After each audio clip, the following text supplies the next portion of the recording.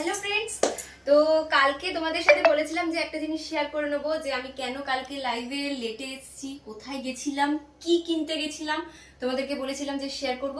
তো চলে এসো, আমাদের একটা বাড়িতে নিউ মেম্বার। তো চলো তোমাদের দেখিয়ে দিই। এই দেখো, কালকে আমরা গেছিলাম ফ্রিজ কিনতে। তো হায়ারের এই ফ্রিজটা আমার খুব পছন্দ হয়েছে। এটা সামনেটা না পুরোটা মিরর, একদম মিরর, আর ওপরটা দেখো এই রকম। ওপরটা হচ্ছে যে বড় জায়গাটা, সেটা হচ্ছে ওপরটা।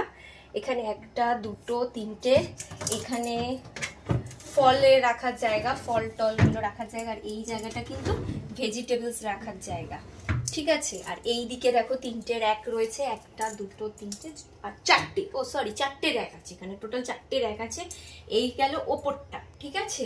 আর এর একটা দারুণ জিনিস হচ্ছে কি বলতো, সামনেটা না একটা এলইডি স্ক্রিন রয়েছে, দেখেছো তো কত সুন্দর। এখানে সব টেম্পারেচার সমস্ত কিছু কিন্তু এখানে রয়েছে, অটো সেট করা যায়, পাওয়ার কুলিং, টার্বো অফ সব কিছু রয়েছে এখানে।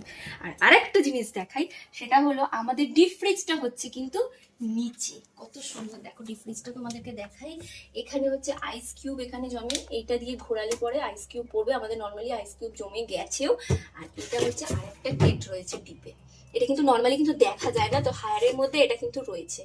কত সুন্দর ফ্রিজার দেখো, তুমি এখানে অনেক কিছু ডিপে কিন্তু স্টোর করতে পারবে, মাছ মাংস যাই বলো না কেন, যেগুলো তোমার ডিপে স্টোর করতে লাগে, দুধ আইসক্রিম সব পারবে। এত বড় জায়গা কিন্তু নর্মালি স্টোরেজে কিন্তু হয় না। তো এই গেল আমাদের নিউ মেম্বার, কত সুন্দর দেখো হয়েছে জিনিসটা। তো সবাই অবশ্যই কমেন্টে বলবে যে আমাদের এই ফ্রিজটা তোমাদের কেমন লেগেছে। টাটা।